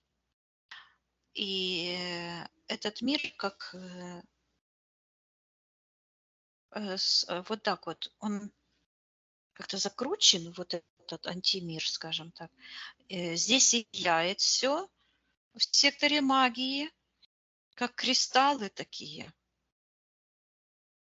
И я вижу, что весь этот мир, антимир держится на соглашении богов стать колдунами, я слышу. То есть это использование божественных душ на пользу вот смерти дьяволу. Так, а Любина соглашение там есть? Да, В этом она говорит, общем. она с пауком с этим заключает договор. Я вижу этого паука, и она говорит, что я пойду вслед за ними. За кем? Говорит, за моими предшественниками. А кто ее предшественники? Она показывает таких, как ангелы, как будто бы люди с поломанными крыльями. И говорит, что они упали в бездну, и она показывает, а у них всех, считывается, отобрала ноги. Все ноги почернели. И они как будто бы в таком болоте пытаются вытащиться, крыльями, руками машут. Она говорит, что это ее братья по Мгм. духу. Так, а почему она захотела за ними пойти? Она говорит, я увидела. Так, О, они были первые. Они пошли, потому что они...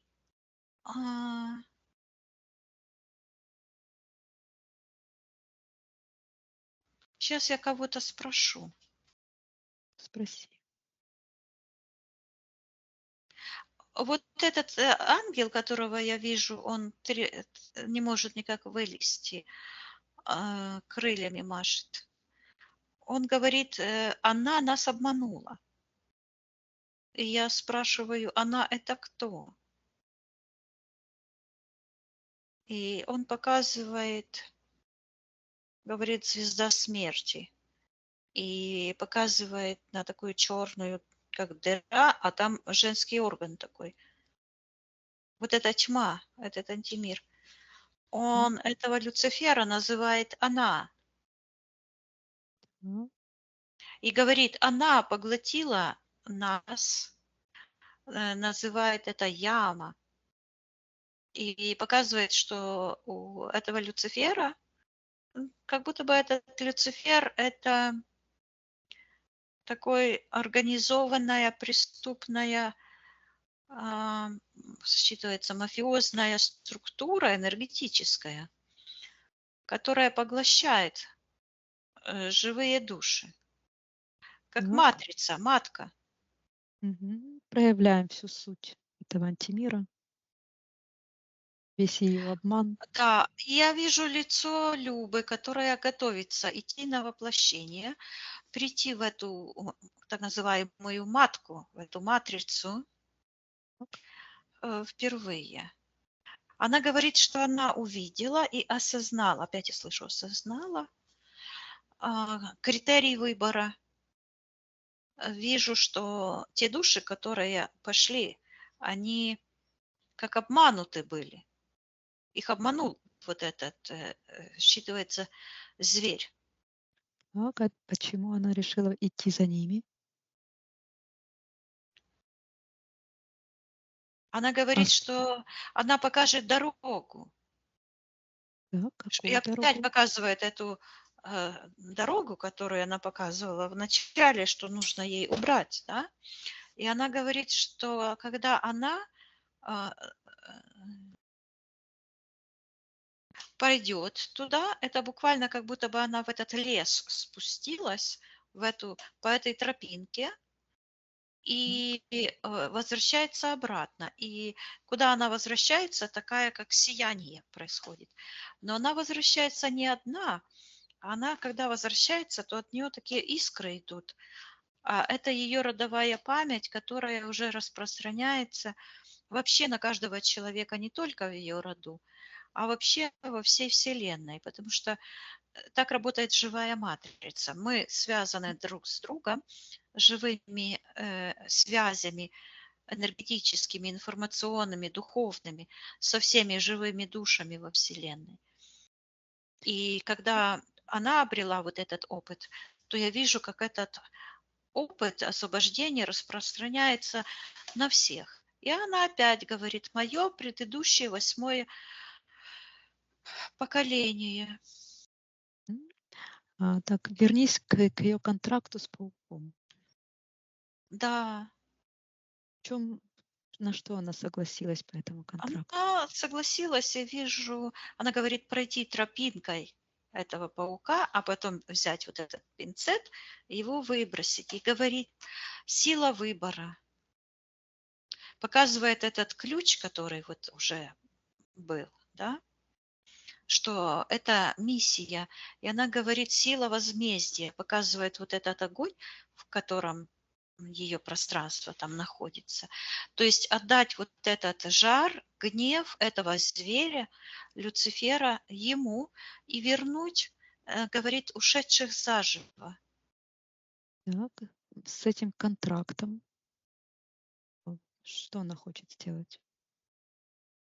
Она говорит, что он выдохся, он пришел к завершению. И она показывает, как в каждом из воплощений ее физическое состояние было тяжелым, но духовное состояние все больше и больше очищалось.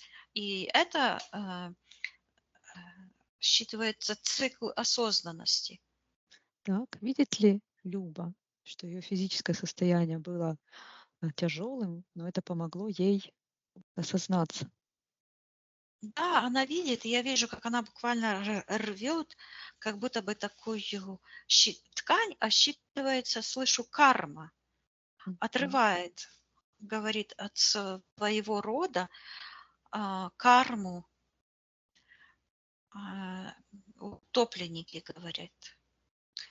И вдруг эти люди, которые вот туда шли, я вижу, как они взлетают, как ангелы, и вот эта черная ткань просто считывается, как гибнет вот эта матрица. И как они хитро придумали. Они говорят, конец света будет, и все религии, и секты. А это не конец света, это конец тьмы.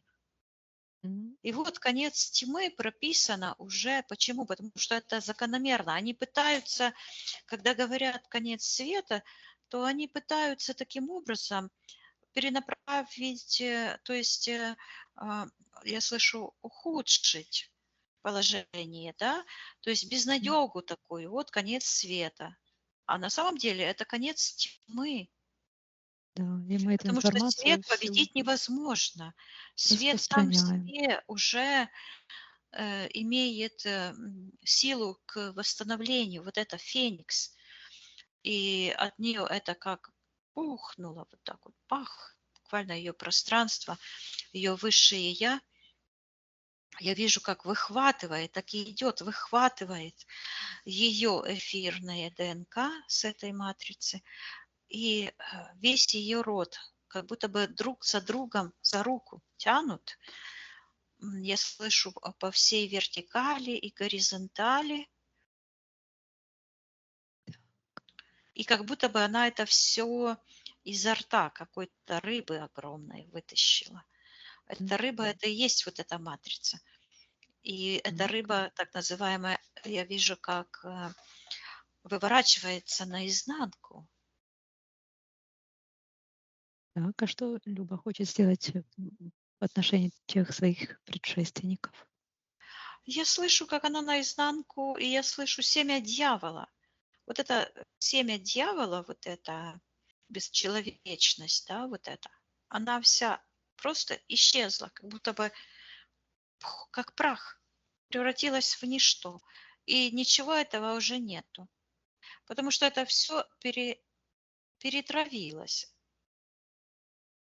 Это энергии, они как бы переживаются и превращаются в свет. Так свет работает.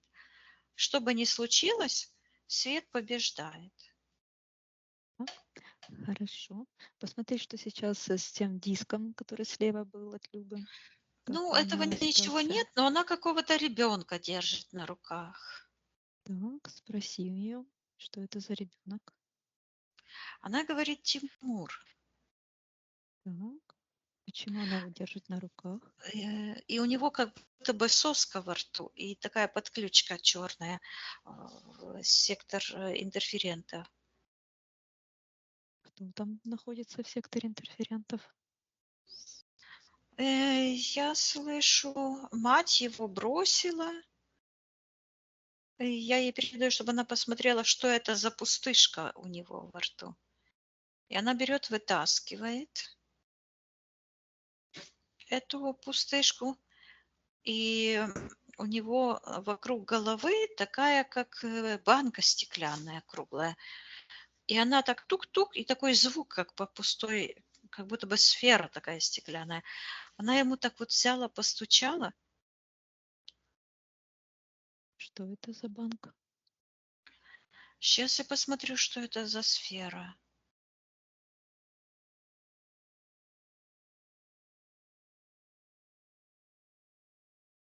Какое-то имя звучит. Декольт. Врач. Осеменитель. И что это за банка вокруг головы? Ну вот там какая-то, я слышу, кармическая задача. И Чья? к сектору вот этот доктор, он сейчас вот этот какой-то декольт, переместился в сектор магии.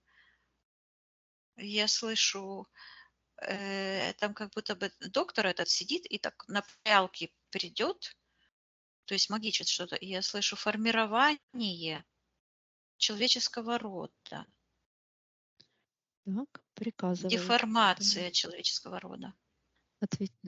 этому доктору отвечай, кто он такой.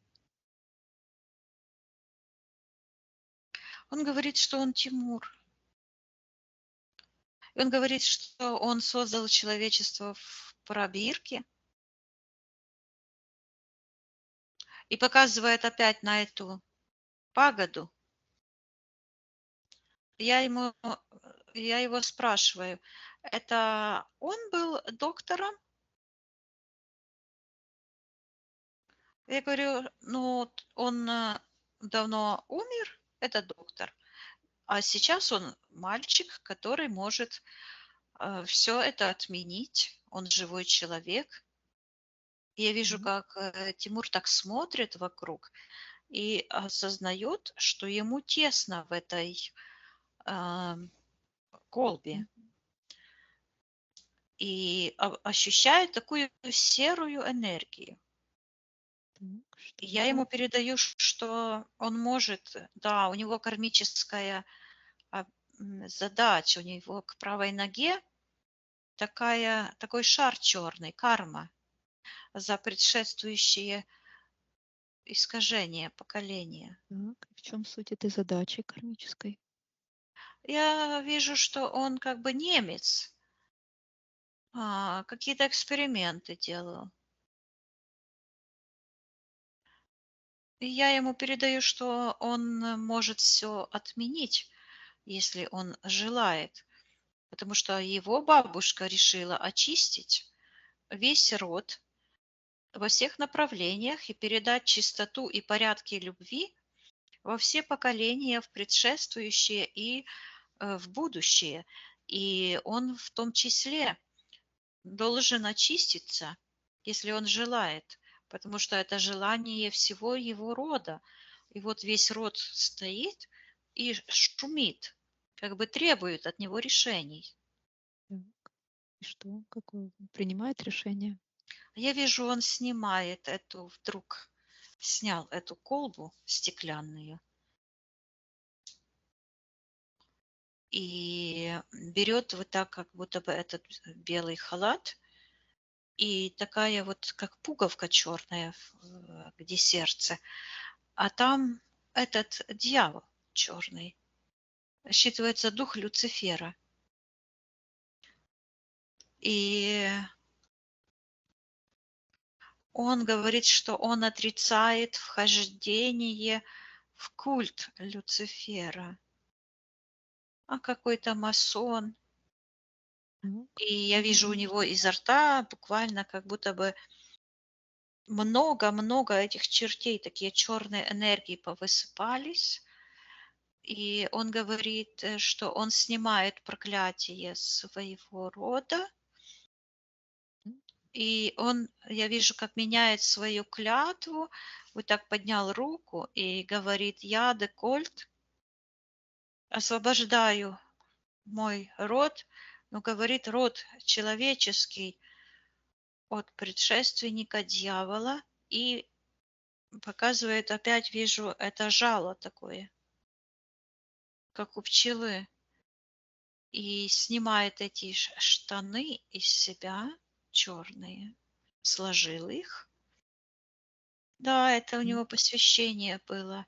И вижу, как он без штанов, и такая подключка у него к пенису. И он берет и эту подключку отстегнул и освободил. И вижу, как энергия от его родового этого члена вот так вот закружилась и совместилась в его пространстве. И вдруг появляется такая книга большая, и он сидит как будто бы в таком пространстве, как ребенок с этой книгой. И он говорит, что он дал клятву Люциферу о предназначении рода человеческого. Показывает, что он перевел стрелки, говорит, назад, пустил человечество по ложному пути. Он говорит, что он предшественник коммунистов. Так. Передает, что он может изменить свое решение, если хочет. И вот он смотрит, и он по сравнению со всем родом и Любой такой маленький находится в секторе магии, как будто бы в ее пространстве с левой стороны, где левая нога. Так. Хочет ли он отменить эту свою Да, и я вижу, как он отменяет. родственник? Он поднял руку и говорит, что я клянусь изменить род человеческий. Я ему передаю, что он может теперь энергию перенаправить, изменить куда? К лучшему. И он так смотрит, куда его энергия потекла. Так. Куда она и потекла? Вот эта светлая энергия его божественная потекла, как в сектор интерферентов, к этому крокодилу. И Я вижу там у этого крокодила эти, как монетки. Так. И я вижу эту связь, что потеряли в роду этот дворянский статус и все. Это тоже как карма. Я передаю, видит ли он все, что происходит. А он говорит, снимает опять эту штуку стеклянную, и там как будто бы язык такой черный внутри.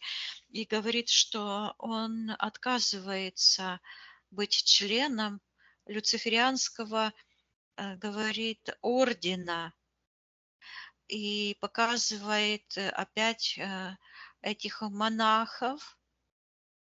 И я передаю, что он, если хочет, он может забрать всю его энергию, потому что это всего лишь память.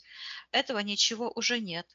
Он обычный мальчик, и он может сейчас вернуть свое осознание, свою память, свой разум, отключиться от этого эгрегора, вот, и освободить себя и весь род от кармы. Он это делает? Да, он это делает. Я вижу, как отпадает эта глыба черная, как шарик черный. Вот, и он слетает как ангел и как бы умостился в том месте, где он закрыт был. Мгм.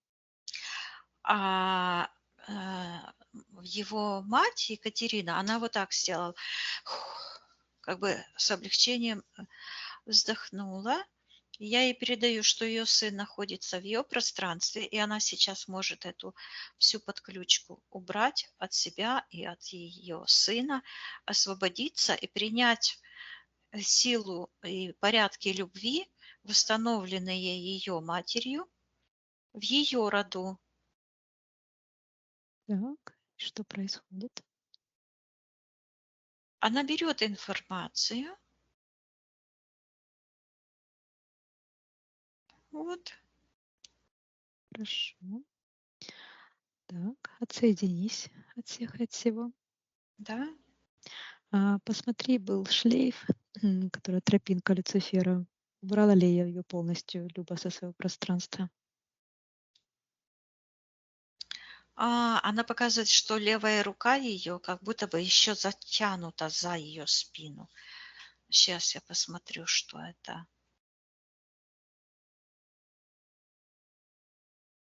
Она говорит, что это ее предыдущее воплощение, но я ей передаю, что она не отвечает за те предыдущие воплощения, которые были тогда, потому что есть здесь и сейчас, и ее сегодняшнее направление духа, ее желание и стремление, только это имеет силу и больше ничего. Так, И она и как? вытаскивает опять эту руку, такую как замороженная. Я ей передаю, что она может сейчас взглянуть, и все ситуации в ее генетической памяти, потому что это находится в ее физическом даже пространстве, просто разбудить весь род, просто вернуть жизнь, гармонию и порядки любви в ее роду. А эти импланты, зажимы, чипы, импланты, пусть она силой своего разума все выталкивает с ее пространства и эту тропинку. Да, теперь она уходит и почистит все ее пространство от энергетических вот паутинок, от подключек. И я вижу, как эта книга в секторе миссии вот так хлопнула, закрылась. То есть это темное пространство все схлопнулось. Ничего нет. Так, прекрасно. Отсоединись от всех и от всего. Да, я тоже все чищу пространство, все наполняю светом, гармонией, порядками любви и процветания в моем личном пространстве и в общем пространстве. М, Так, вернись еще к Любе. Да. Посмотри, вокруг головы были шарики, один из которых была Катя, а остальные были непроявленные. Как сейчас?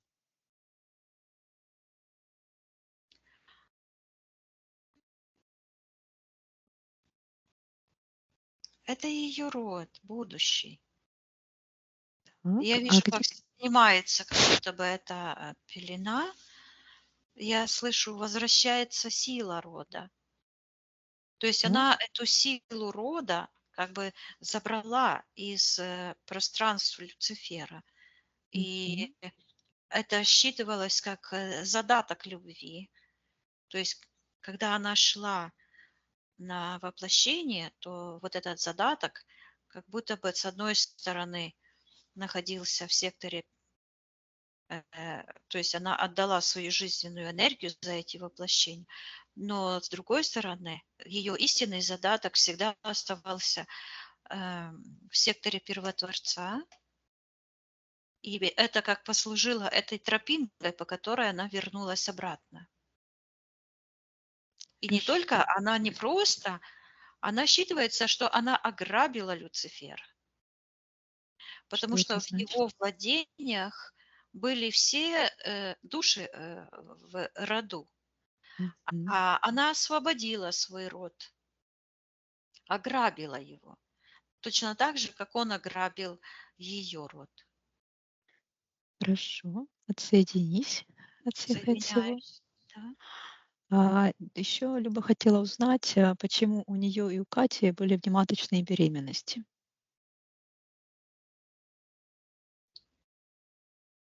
Ну, это вот с этим декольтом связано. Мгм. А как это с ним связано?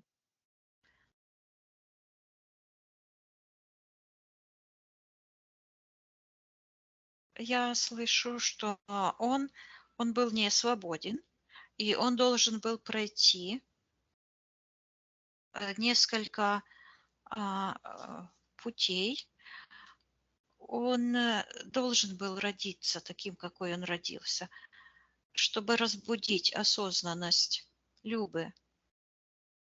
Так, видит ли это сейчас все Люба? Осознает она это все? Да, она вот так сделала. Надо же. Так, а что сейчас тогда с ее чувством вины? Оно просто вот так отвалилось. Как кусок такого, знаешь, как глыба какая-то металлическая, буквально как руда такая металлическая отвалилась. Прекрасно. Отсоединись от этого. Да, Также Люба хотела узнать, что у всех ее детей отрицательный резус. По какой причине? но опять я слышу декольт. А это как с ним связано? Он предшественник рода. Кармическая завязка.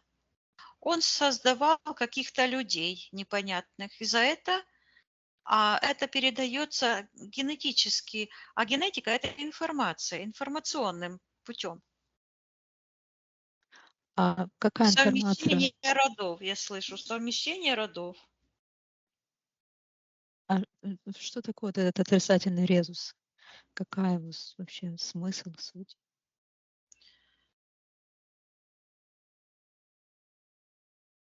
То, что касается детей Любы. Но я вижу темную энергию. Считывается как напоминание. На чем? Демографический эгрегор. Упрощение человеческого разума. Отключение от божественного сознания. Так, видит ли Люба сейчас эту Катастрофизм. темную энергию, что в ее детях? Да, она видит. Ну, она как мама, да, может это все убрать. Я ей передаю, что она может почистить ее род и передать детям своим тот генетический код и тот резус, который принадлежит по праву божественных рожденных душ, а всю темную матрицу и все искажения темной матрицы она просто пусть переформатирует в свет, гармонию и процветание. Опыт принимает, все отжившие энергии на утилизацию Весь опыт пусть превращает в достаток, любовь, гармонию, здоровье. М, Так, хорошо. Отсоединись от этого Да? всего. И последнее уже. То, что Люба вот хотела посмотреть, когда она новые таблетки мумиё давала своему мужу, у него аритмия случилась. Найди эту ситуацию и посмотри, это действительно связано с таблетками.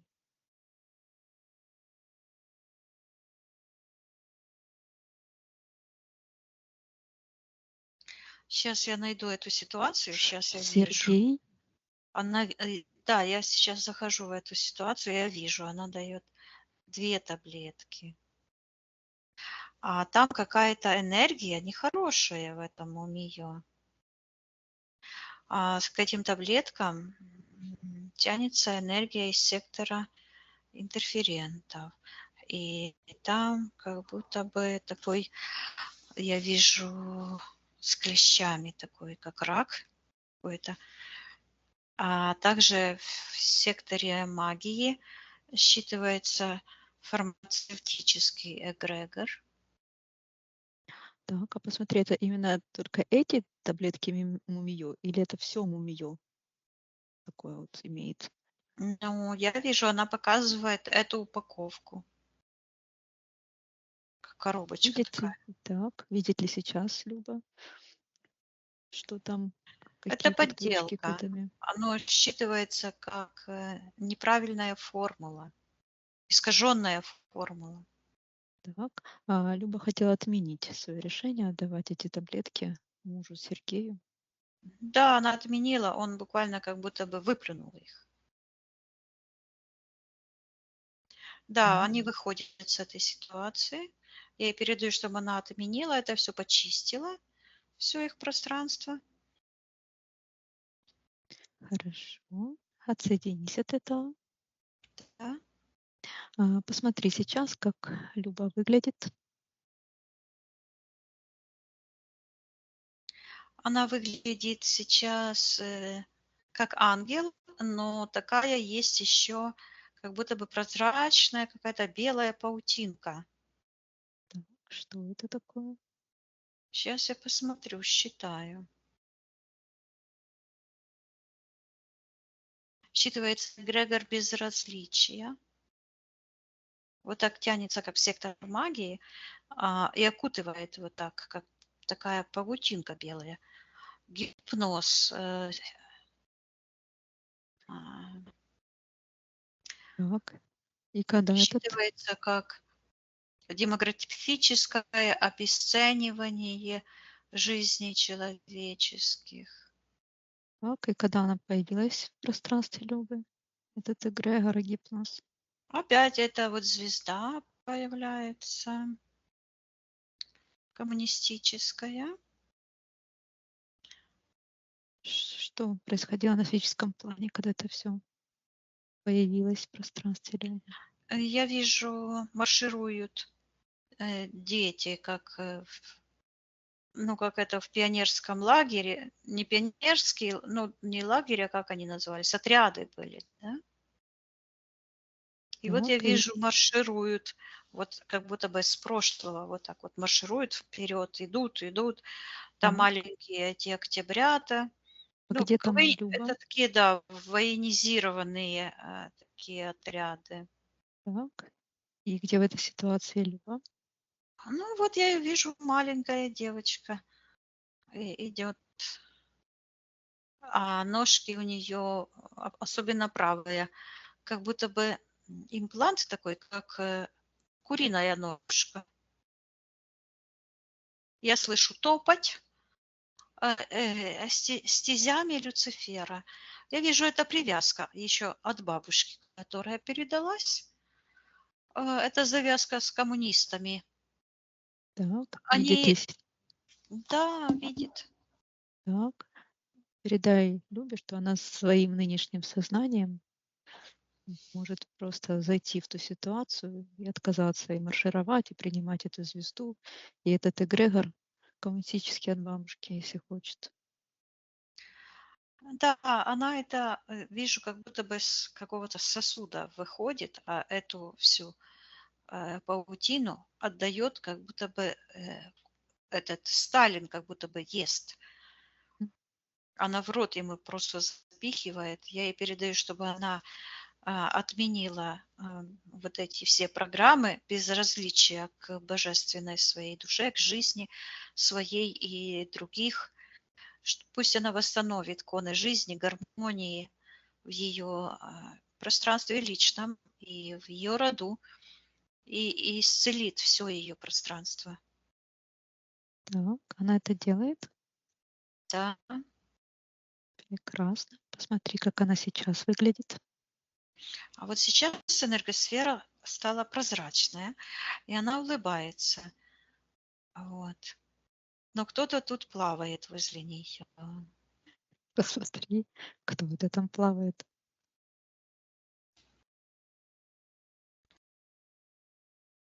Плавает, как космонавт, вот так, знаешь? И у него подключка к ней идет. Прямо к пупку. Она Так. говорит, мой брат. Мгм. Так, спроси у него, что он делает в пространстве Любы. А он показывает, как будто бы, знаешь, как эта игра, камень, ножницы, бумага. То есть какая-то и подключка идет. Так, а когда эта подключка появилась в пространстве Любы? Это по роду передается. Это родовая, я слышу, привязь. Ну, в Негативная чем? к матрице. Это все соединения, а, негативные какие-то воздействия друг на друга, споры, обиды, вот это все. Так, видит ли Люба, что Петр подключен к ней? Да, она видит. Так, она может ему передать информацию об освобождении с алгоритмом с твоего канала. И я тоже говорю, понимает ли он, что он уже ушел в другие измерения? Он говорит, да, я вижу. И он как будто бы в скафандре в таком черном, как в тени в такой, как скафандр, Так, матрица. И выходит с этой матрицы. Я ему передаю, что он живая божественная душа, он свят и чист изначально, и что он не обязан за собой тащить весь этот хлам, что он нас создавал, он смертью уже за все заплатил, он свободен. И пусть он выберет самые светлые пространства, где отдыхают души. так.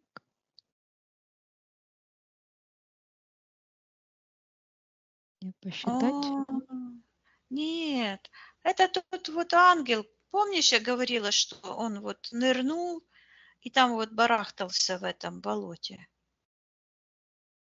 А это он.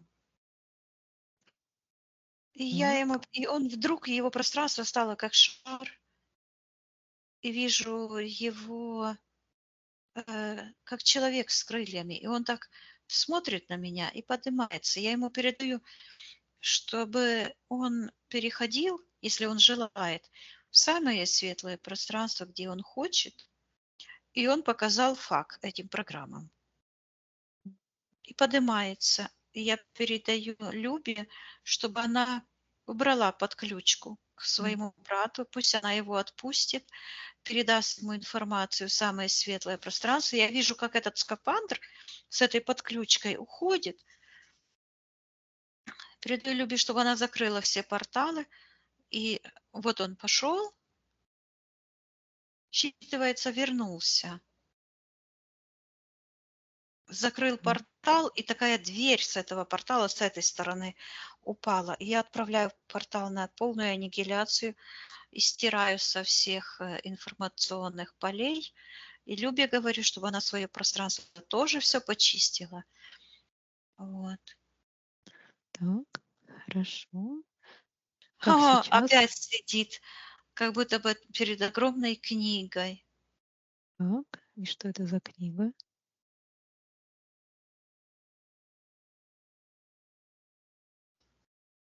Она говорит жизненные задачи. Так.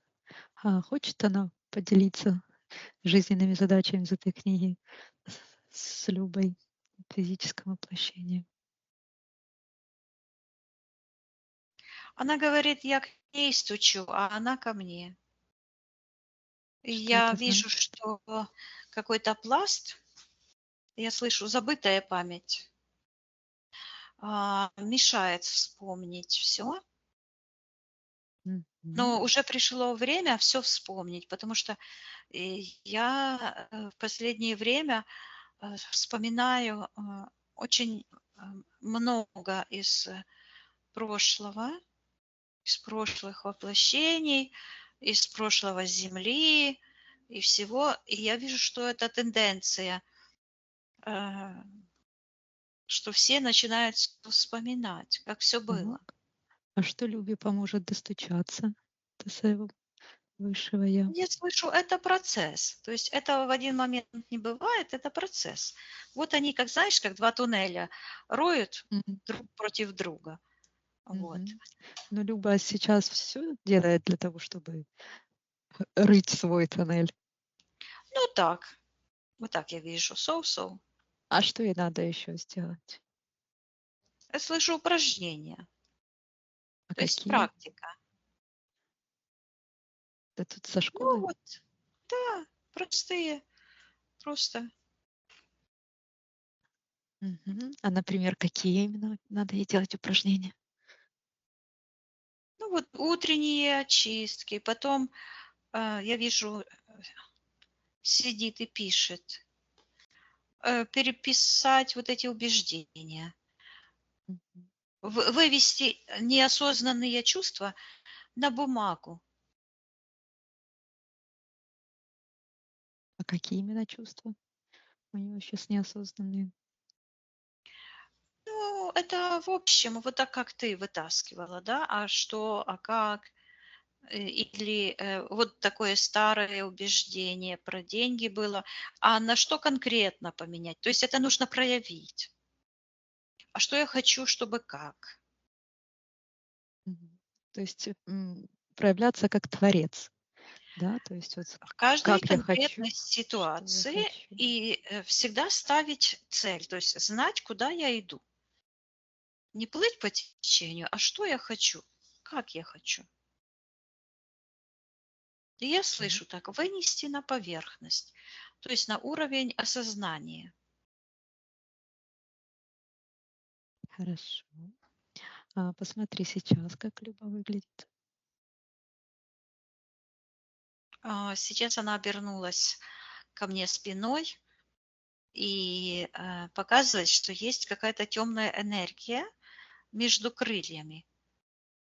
Она Что? выталкивает, я вижу, это такой имплант, как искусственный. Как будто бы такие крылья черные, искусственные, просто отдаляются вот так от нее. Я слышу искусство быть рабыней. Она поднимается вверх. Я ей передаю, что она полностью уничтожила эту конструкцию, и она так отвалилась от нее. Эти программы, паттерны рабства, как мы говорим, отвалилась вот так и грохнула там внизу. И я чищу это все пространство, превращаю в свободу, в энергии свободы, гармонии и процветания. Хорошо. Как сейчас Люба выглядит? А вот сейчас она крыльями машет, радуется и говорит, что Так. она свободна. И написала "and", ну, Энд конец чего? мысли. Ну, закончила. Что она закончила? Она говорит менять резус. Я вижу, что этот отрицательный резус – это как раз как бы сигнал. Ну, он изменится у детей на плюс. Хорошо. Спроси у нее, все ли мы для нее сегодня сделали. Да, она нас благодарит и показывает свои руки. Опять же, так как она складывала вначале, так Хорошо. Поднимаемся все вместе максимально вверх. Мгм. Наполняемся энергией любви, гармонии, здоровья, благополучия, молодости, красоты, богатства. Да, Прощаемся с Любой. да. Отсоединись от всех и от всего. Мгм. Проверь свое личное пространство, все замороженные ситуации. Закрой все порталы и очисти от всего чужеродного. Да, все чисто. И мне передай, чтобы я то же самое все сделала, очистила свое личное пространство, закрыла все порталы. Что? Ты вот так чуть-чуть. Да, ты чистишь это, да? Все Мгм. делаешь. Прекрасно. Так, ты готова выходить? Да? Да-да, я посчитаю от 1 до 3, и ты вернешься в физическую реальность, с которой я с тобой разговариваю, и будешь чувствовать себя великолепно. 1. Мне пришел совет в конце сеанса давать такую установку, наполняться живыми энергиями счастья. Интересно. И я это сделала, да? Отличная идея, да? То есть само подсознание, душа подсказывает. Как получила ты свой результат? Да, Видишь, я не рада. зря тебя мучила своими вопросами, как они тебе тяжело не давались, как они тебя не раздражали. Ну Нет, все, не не раздражали просто так. нисколько. Ну, Нет. ты вздыхала усиленно. Ну, я не знала, что сказать. Ну, вот в этом же вся и прелесть, знаешь, что как бы, что никогда об этом даже не думала в эту сторону, а вот раз и повернуть, что вот так вот тоже. Виктория, благодарю. Теперь я спокойна. Я Насчет чувствую это, всему. да.